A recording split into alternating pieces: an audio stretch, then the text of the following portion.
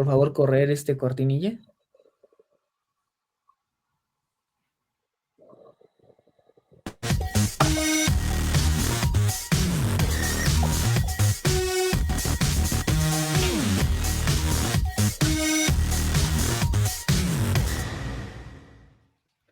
Hey, ¿qué tal a todos? ¿Cómo están? Bienvenidos a este nuevo episodio de Anexos número 4 aquí en La Piedra en el Zapato. Y hoy estamos de manteles largos porque tenemos un gran invitado, a mi estimadísimo maestro Lenin Martel. ¿Cómo está, maestro? ¿Qué tal? ¿Cómo estás, Héctor? Me da muchísimo gusto saludarlos y a ti y a toda tu audiencia. Muchas gracias, maestro, por aceptar la invitación. Y bueno, para que la audiencia conozca un poco más sobre usted, ¿qué tal si vemos esta intervención que tuvo en el Senado la semana pasada? Adelante. Por favor. Damos el uso de la palabra al doctor Lenin Martel Gámez. Es doctor en Ciencias Políticas y Sociales por la Universidad Nacional Autónoma de México. Es maestro en Estudios de Comunicación por la Universidad de Boston. Actualmente funge como defensor de las audiencias del Sistema Público de Radiodifusión del Estado Mexicano, coordinador del Centro de Cultura Digital y académico de tiempo completo en la Facultad de Ciencias Políticas y Sociales de la Universidad Autónoma del Estado de México, miembro del Sistema Nacional de Investigadores. Es integrante de la Asociación Mexicana de Defensorías de las Audiencias, AMDA, y de la Asociación Mexicana de Investigadores de la Comunicación, la AMIC. Además, colabora también en distintos medios de comunicación. Bienvenido, doctor Lenin Martel Gámez.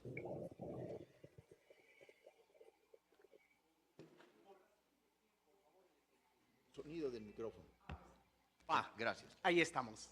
Muchas gracias, senador, muchas gracias a todos. Por razones de tiempo, hoy quiero referirme únicamente a dos conceptos trascendentales que han sido poco abordados en el texto que hoy discutimos. Uno, la noción sobre servicio público de radiodifusión y dos, el de alfabetización mediática. Se trata de dos conceptos centrales, pero que este proyecto los refiere de manera somera. En el primero, el concepto de servicio público de radiodifusión es donde el Estado mexicano establece la manera en que brindará dicho servicio a la sociedad. De ahí también se derivan artículos, otras definiciones, obligaciones y principios rectores sobre la función social que deben ejercer las plataformas de comunicación, tanto de uso privado, social y público. Lo más importante es que el servicio público de radiodifusión tiene que sentar las bases sobre la manera en que el Estado mexicano reestructurará un sistema comunicativo abierto para todos, que sea común para todos y en el que se haga visible a las minorías y mayorías.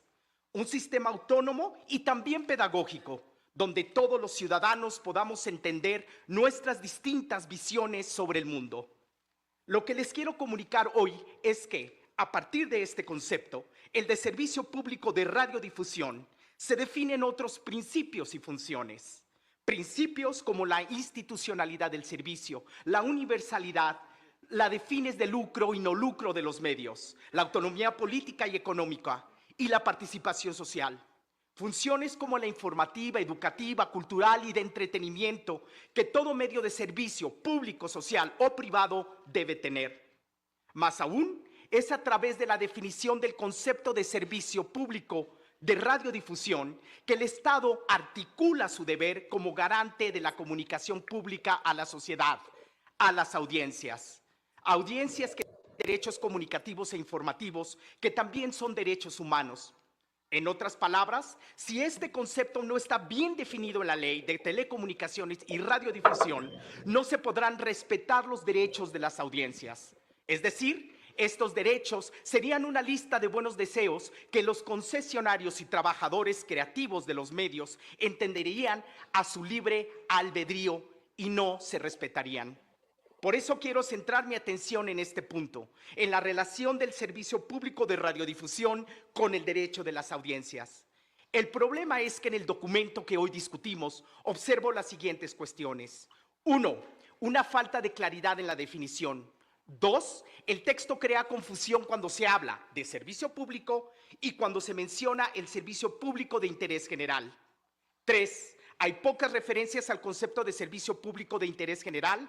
cuando, como ya le he dicho, este es central. 4. Las referencias son en ocasiones técnicas, más de carácter jurídico o administrativo, pero dejan de lado las implicaciones sociales y culturales, como aquellas sobre la diversidad cultural, por mencionar un ejemplo. 5. Si bien se incorpora el concepto de servicio público de interés general, ha sido un gran avance en esta ley, se tendría que profundizar en el mismo, en las funciones y principios del servicio público, en establecer articulaciones con los derechos de las audiencias. Esto evitaría abusos de los concesionarios y actores sociales y políticos y permitiría ejercer una mejor directriz de los responsables de los medios, una directriz que vaya acorde con un proyecto de nación, el cual hoy en día busca, entre otras cosas, la justicia social, fortalecer la identidad nacional y beneficiar a grupos minoritarios y vulnerables. El servicio público de radiodifusión es un concepto cuya normatividad cobró naturaleza jurídica a partir de la ley de 2014. Fue un gran logro social en ese momento, pero por lo mismo es un concepto inacabado que en este proyecto de ley se tiene que trabajar con mayor profundidad. En otras palabras, nos tendríamos que educar como sociedad sobre este nuevo concepto y tenemos que empezar desde lo jurídico. Como ya lo mencioné, el segundo concepto que quiero discutir hoy es el de alfabetización mediática. Es un concepto esencial para que se materialice el servicio público de radiodifusión. Sin embargo, apenas se aparece en el texto. No se explica qué es, cómo se llevará a cabo y cómo se articulará con otros derechos de las audiencias. Y aquí veo dos grandes problemas. Perdón, se acabó el tiempo y utilizaré mi otro tiempo para hablar un poco más al respecto. Agradezco mucho la organización. Gracias. Gracias a usted, doctor Lenín Martel. Bueno, pues ya observamos aquí la primera intervención que tuvo el maestro Lenín Martel en el Senado. Cuéntenos, maestro, ¿cómo fue esta experiencia? Díganos. Pues mira, fue una experiencia muy interesante en dos niveles, ¿no? En el ámbito profesional, personal, ¿no? En primer lugar. Y pues en segundo creo que es algo pues muy importante haber abierto estos conversatorios para que varias voces de la sociedad civil desde los empresarios, desde trabajadores, desde los medios, desde investigadores, desde periodistas, desde etcétera, pudieran o pudiéramos opinar acerca de un proyecto de ley, que no es cualquier cosa, que es algo que va a tener repercusiones muy importantes en la manera en que nos comunicamos en los siguientes 20, 30, 40 años. Y yo creo que es algo bastante interesante. Aquí se sientan las bases, ¿no? Y esto es algo bastante bueno. Anteriormente se habían hecho, vamos a ver, desde Miguel de la Madrid se habían hecho algunos foros, pero nunca se tomaron en cuenta como para hacer una reforma de ley. Con Cedillo igual, con Salinas lo mismo.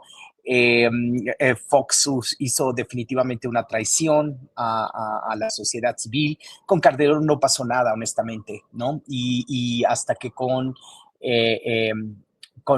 Peña Nieto hubo se hizo la reforma de ley y después la ley del 2014, aunque después él mismo se echa para atrás. Entonces, esperemos que hay otro tipo de condiciones hoy en día. La presidenta dijo, hubo presión y la presidenta dijo, ok, perfecto, vamos a esperarnos, vamos a abrir, ¿no? Vamos a discutirlo. El senador de manera responsable también y dijo, bueno, vamos a organizarlo de esta manera. Además, los foros estaban muy bien hechos.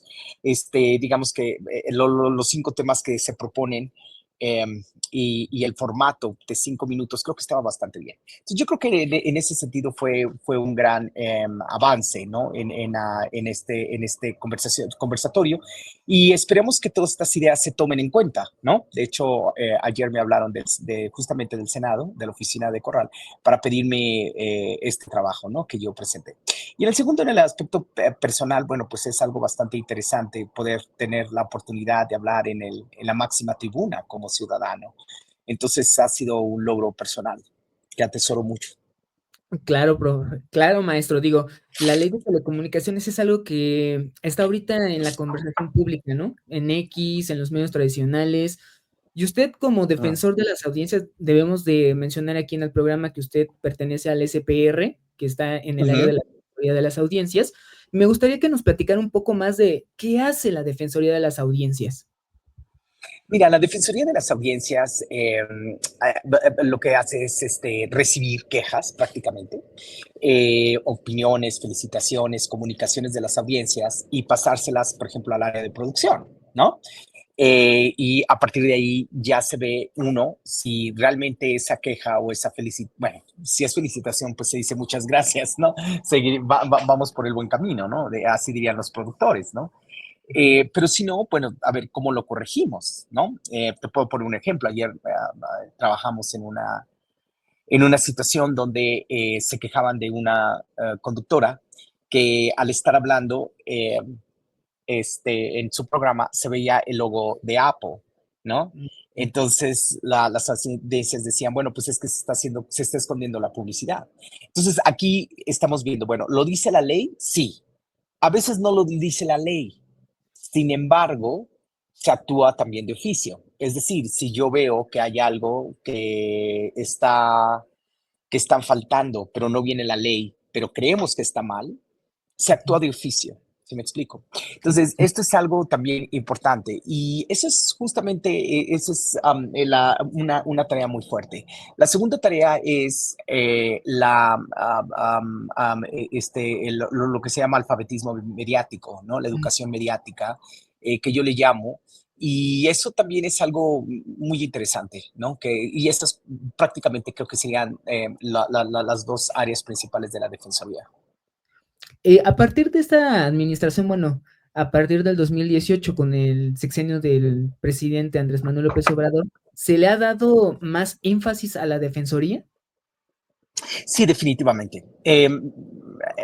Yo creo que los medios públicos en general, ¿no? O sea, en este caso. Pero ahora, las defensorías no es solamente una cosa de los medios públicos, también de los medios privados. Sin embargo, los medios públicos lo han acatado de una manera bastante responsable, la mayor parte de ellos. Eh, pero o también los de uso social o los medios indigenistas, ¿no? Y afrodescendientes. Eh, entonces, ese es, sí se le dio, o sea, incluso él lo mencionó un par de veces en la mañanera, la importancia de las defensorías de las audiencias. O sea, es algo que lo tenía en mente, ¿no? Es algo importante y que ahora justamente también la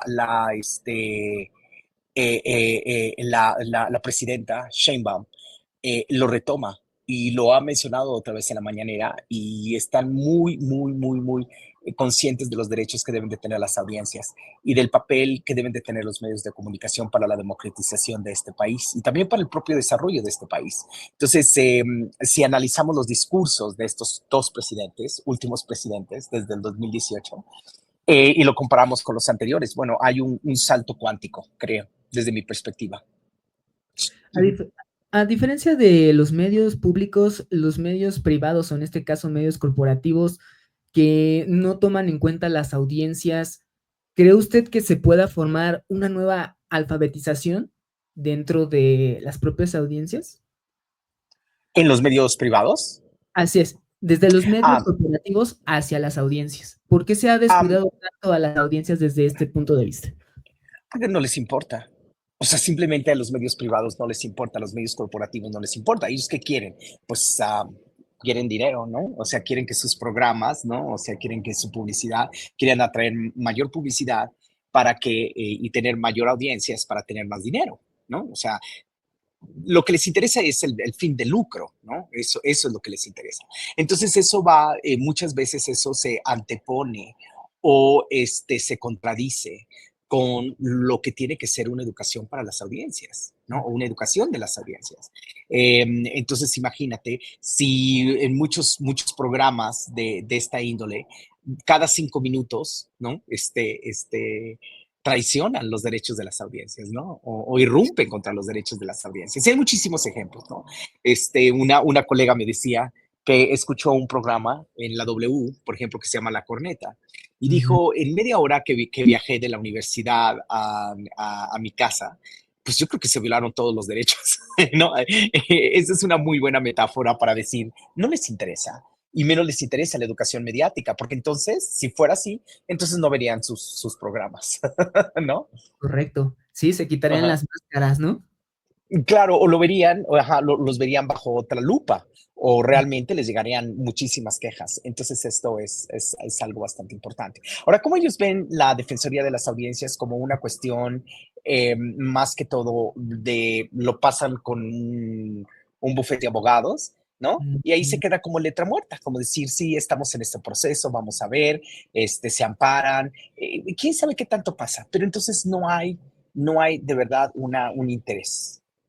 Entiendo, maestro. Y bajo esta inercia, me gustaría que nuestra audiencia también pudiera observar la segunda intervención que tiene en el Senado, si nos hace favor, producción, de colocarla, ya que es muy importante e ilustra demasiado este tema. Hasta 5 minutos tiene. Ok, muchísimas gracias. Bueno, pues agradezco mucho la participación de todos y todas, y también agradezco mucho la pregunta de la senadora Laura Itzel Castillo Juárez, quien justamente pregunta sobre algo que parece ser que minimizamos mucho: la alfabetización de las audiencias, como se dice, ¿no? Es bien interesante los conversatorios en todos lados, donde de lo que se habla menos es de lo que menos nos importa. Y por eso yo decidí hablar de esto, entre tantos temas que se podrían tocar.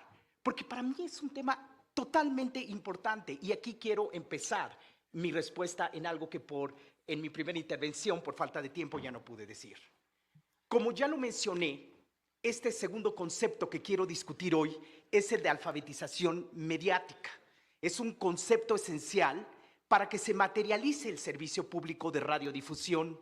Sin embargo, apenas se aparece en el texto, no se explica qué es, cómo se llevará a cabo y cómo se articulará con los derechos de las audiencias. Aquí veo dos grandes problemas. El concepto de alfabetización mediática propone una manera antigua de enseñanza y socialización del conocimiento y la comunicación. Actualmente está más relacionado con la educación o cultura mediática y no con la cultura escrita, o lo que en inglés se llama el literacy. Dos, mi experiencia como defensor de las audiencias, primero en la entrañable radiodifusora Radio Educación y luego en el sistema público de radiodifusión del Estado mexicano, el SPR, me ha enseñado que cuando se realizan actividades o proyectos de educación mediática con las audiencias, la participación de las audiencias en los medios aumenta significativamente y los contenidos tienen mayor impacto en la vida de las personas. Asimismo, cuando estos proyectos son respaldados por los funcionarios y trabajadores de los medios, como en el SPR, se enriquecen los contenidos y se establece una mayor relación entre el medio y las audiencias. Fíjense qué interesante si lo tomáramos en cuenta. Por lo tanto, la alfabetización, o más bien cultura y educación mediática, tienen que tener mayor presencia en la ley desde una visión crítica y no solamente jurídica o administrativa. ¿Por qué esto es muy, muy importante? Y muchísimas gracias por esta pregunta. Porque esto tiene que estar articulado con otras cuestiones, con otras instituciones como la SEP, como las universidades, y con otros puntos que nos llevan aquí a discutir y a dudar, como es la opinión con la información. Déjenme decirles, por ejemplo, esto acerca de la opinión e información. ¿Por qué es tan difícil a veces, y lo veo con muchos periodistas? Porque si tuviéramos una alfabetización mediática o educación mediática desde la primaria sobre estos temas o desde el kinder, sería muy fácil enseñarlo. Me cuesta mucho trabajo, y eso fue mi entrenamiento en Estados Unidos, en la Universidad de Boston, justamente donde es una gran escuela de periodismo. Pero ahí está. ¿Por qué National Public Radio es tan fácil hacerlo? ¿Por qué para los periodistas es fácil hacerlo en Alemania? ¿Por qué para mis compañeros de otras partes donde hay una tradición de medios públicos, recuerdo en la universidad, era muy fácil entender este concepto? Porque ya viene de la sociedad, porque ya viene inscrito. Hay muchos mecanismos, como dijo la maestra Saray Gómez, que se pueden hacer. Lo que pasa es que los medios privados han querido imponer este discurso y han querido decir no se puede, no se puede. Ahí está Loret de Mola, ahí está todo lo que vemos y todo este abuso que hemos aprendido. Porque veo incluso que a los periodistas, a los trabajadores de los medios voy y platico, y ya cuando platico y les digo cómo lo pueden hacer, se les hace muy fácil. Pero es que hemos sido educados por una televisión que ha opinado, que no ha informado. Entonces, sí, todo esto lo articulamos en las universidades, en las preparatorias, pero realmente lo tomamos en cuenta, senador Corral. Pero realmente esto, la educación mediática como algo importante cambiaría. Justamente ayer, en Brasil, se celebró un curso de educación mediática. Se llamó a todos los profesores. Hilda no me deja mentir. ¿Sí o no, Hilda? 14,000 profesores de educación básica se inscribieron, tuvieron que aceptar a 7,000. Eso es increíble. Entonces, esto es algo muy importante, lo que tenemos que tomar en cuenta, y eso sería articulando otra vez con otros conceptos como el servicio público de radiodifusión, que parecería ser cualquier cosa, pero no. Entonces, esto no es una decoración, este es un punto central que nos llevaría a entender muchísimas cosas y entender por qué los derechos de las audiencias tienen que sí estar dentro de la ley y no solamente como lineamientos, porque va articulado con artículo 3, con artículo 1, con el artículo 6 y con todos los demás. Y eso nos llevaría a pensar por qué también esta ley va a promover el derecho a la información y a la comunicación y no, como se dice en el debate, censura. Muchísimas gracias.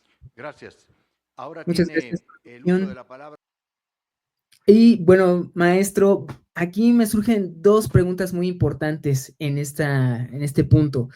Y una es, ¿por qué no se puntualiza de forma extensa este tema de la alfabetización de las audiencias o de la propia defensoría en la nueva ley de telecomunicaciones?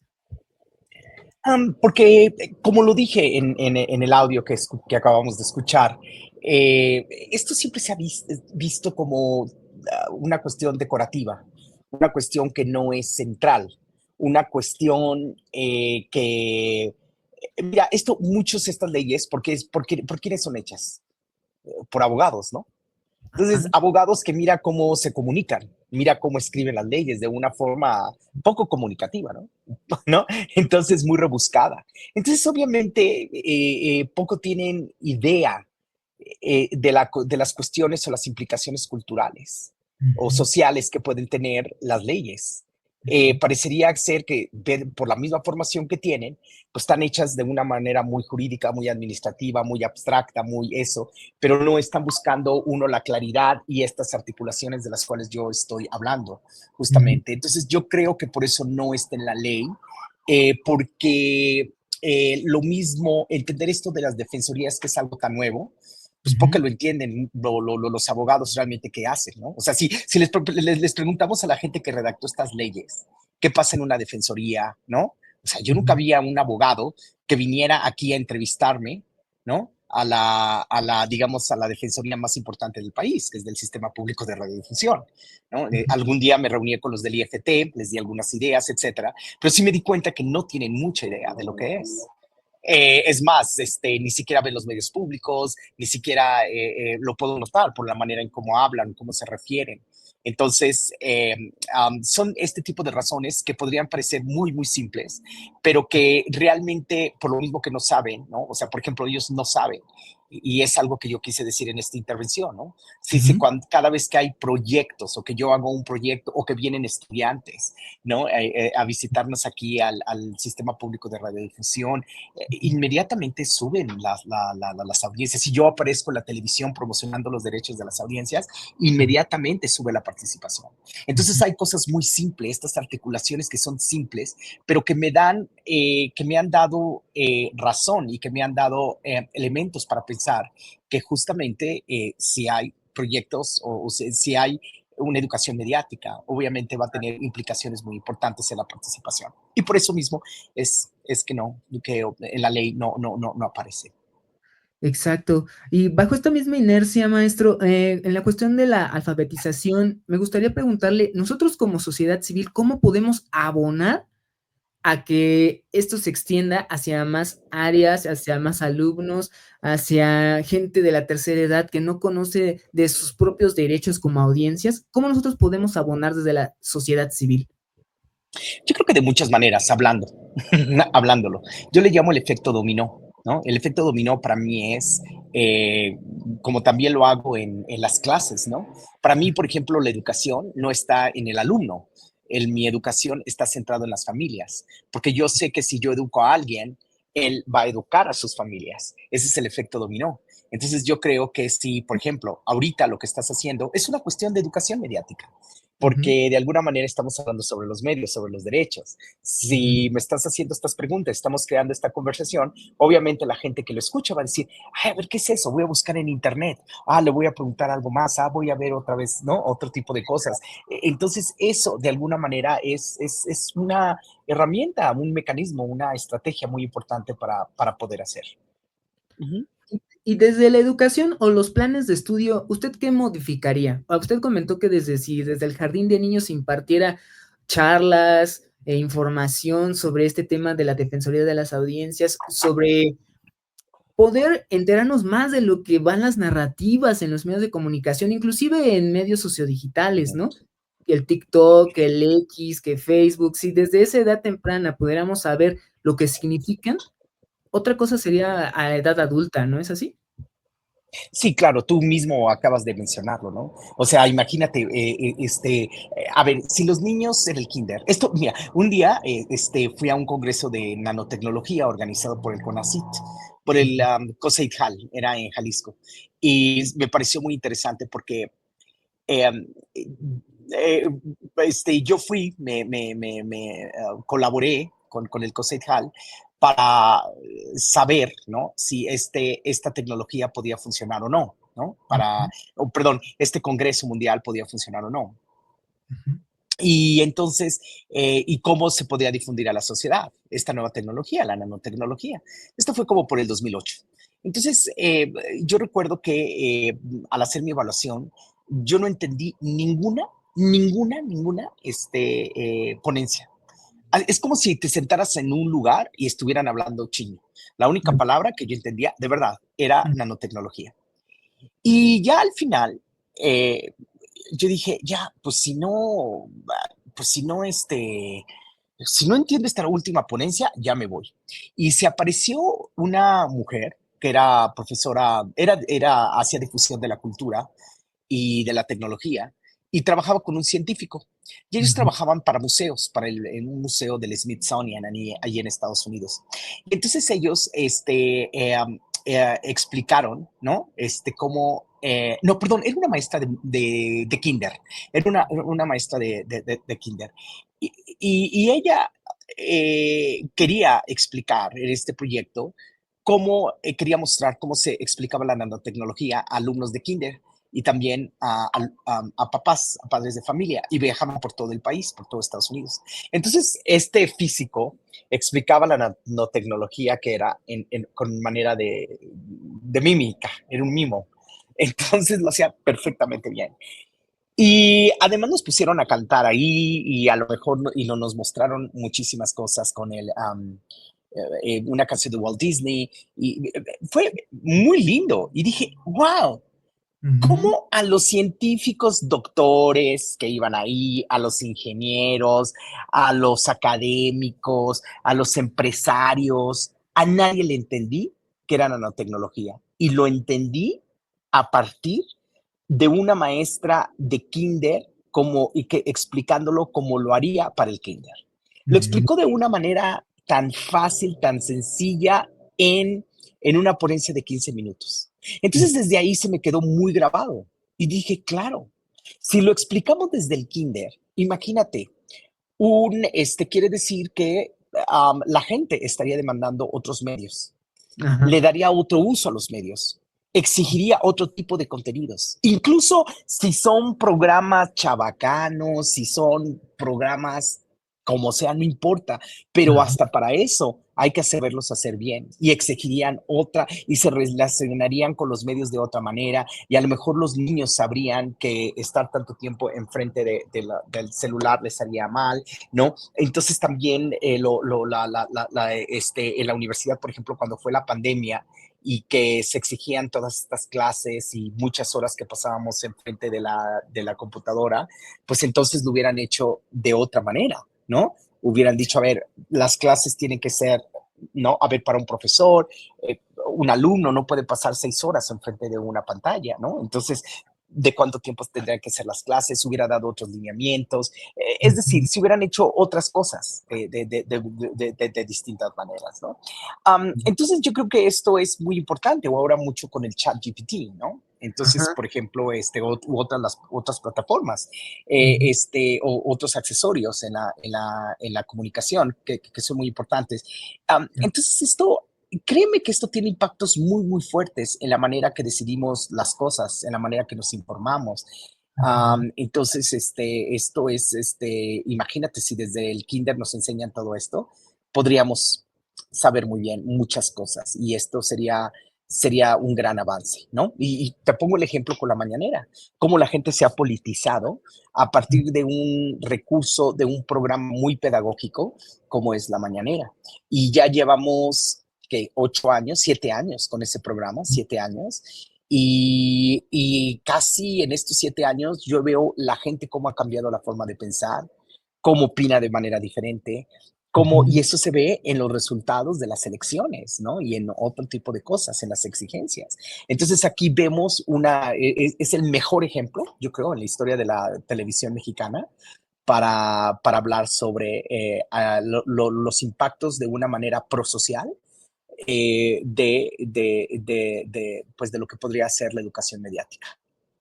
Exactamente, maestro. Y bajo esta misma inercia le quería preguntar también, esta óptica que nos ha proporcionado que tiene la derecha en cuestión de medios de comunicación, la derecha política, el poder económico, todavía insisten con la famosa ley censura, que han estado bombardeando, no solo en medios tradicionales, y también en redes sociodigitales, específicamente en X, en Facebook, que está constantemente con estas voces que ellos contratan para divulgar esta narrativa de que la presidenta busca censurar a las personas, de controlar los contenidos, tergiversar la información. Entonces, a nosotros nos gustaría conocer un poco de su opinión sobre estas narrativas que se están circulando, que se están emitiendo por parte de la derecha en contra de esta nueva ley de Mm. telecomunicaciones. Sí, claro, son salidas fáciles. Obviamente no les conviene, ¿no? A ellos qué les conviene lo que propusieron todos los presidentes durante el periodo neoliberal. Es decir, Cedillo que proponía la autorregulación, ¿no? O sea, ¿para qué? Para que no se legislara y Televisión Azteca, Televisa pudieran hacer lo que siempre han hecho, ¿no? Es decir, sí, pues es mi autorregulación. No, pues yo estoy entreteniendo. No, pues yo estoy haciendo esto, ¿no? Entonces, es una salida muy fácil de decir, porque vende, ¿no? Ujú. Vende decir que esto está ateniendo contra la libertad de expresión, ¿no? Entonces, hay que dicen que no hay censura, al contrario, yo creo que es una ley bastante actualizada, ¿no? Que, por ejemplo, en otros lados no se está hablando de temas muy fundamentales en otros países del mundo democráticos, como por ejemplo los derechos de las audiencias, ¿no? O sea, eso es tan importante, es de tan avanzada, si tú lo ves jurídicamente, que cómo va a ser, cómo vamos a pensar que esto contribuye a la censura, ¿no? Al contrario, ¿no? Se están actualizando y no es una ley perfecta de ninguna manera, lo estoy diciendo, pero, o sea, imagínate, no tuvimos una reforma a la ley desde 1969. Fíjate, pasaron más que 50 años, casi 40 y tantos años para que en 2013 tuviéramos otra reforma. Imagínate, Sí. para que en el 2014 se promulgara la ley y Ujú. pasaron otros 10 años para que se hiciera una nueva ley. Entonces, esta avanzada es muy importante porque también la tecnología va avanzando muy rápidamente. Y tú sabes que, pues si va avanzando muy rápidamente, pues se tienen que ir actualizando estas leyes. Entonces, al contrario, se están actualizando para que no haya censura. Exactamente, maestro. Y bueno, bajo esta misma inercia que estamos llevando, me gustaría que viéramos las palabras de la presidenta Claudia Sheinbaum con respecto a esto, si usted me lo permite. Igual a Claro que nuestra sí. audiencia, si nos ayuda la producción, muchísimas gracias. Veamos las palabras de la presidenta Claudia Sheinbaum con respecto a esta ley. Desde hace tiempo, al desaparecer el organismo autónomo, pues entonces las atribuciones de ese organismo se separan, una parte en la agencia digital y otra parte en el nuevo organismo antimonopolio. Así queda, además del nuevo artículo. Ahora, hay mucha discusión sobre este tema. Una parte sobre un artículo que quedó ahí sobre plataformas digitales, en donde se establece que la agencia puede bajar las plataformas digitales. No tiene nada que ver con la censura por los contenidos. Se está dando una atribución a la agencia vinculada cuando el SAT establece que hay una plataforma digital que está violando o cuando alguna otra entidad. De todas maneras, ese artículo tiene que aclararse para que no demos ningún argumento a la oposición ni a nadie de que lo que queremos es censurar a una plataforma digital como Facebook, YouTube, etcétera, etcétera. Siempre hemos estado en contra de la censura. Entonces, ese artículo en particular, pues tiene que modificarse para quedar claro, eliminarse. Ese no es, digamos, el objetivo de la ley. No, si crea confusión y se piensa que es para censurar, nunca ha sido el objetivo, y en todo caso que se quite el artículo, se modifique la redacción para que quede absolutamente claro que el gobierno de México no va a censurar absolutamente a nadie, y menos lo que se publique en plataformas digitales. Sobre ese artículo que han armado un escándalo tremendo. Entonces, y bueno, aquí la oposición está totalmente nublada por su laberinto mental constante de que se va a censurar, de que esta narrativa, de que va a haber represión, que la libertad de expresión va a estar coartada, que principalmente en plataformas digitales. Usted conoce también el tráfico especialmente de X, maestro. Cómo es esta plataforma, cómo se desarrolla, y no comenzaron estas voces a divulgar que se iba a prohibir, que hicieran memes y no sé qué. Entonces, es lo que usted comentaba, ¿no? No se planea hacer una censura, al contrario, es para proteger a las audiencias de justamente la manipulación y la tergiversación por parte de la derecha en estos discursos.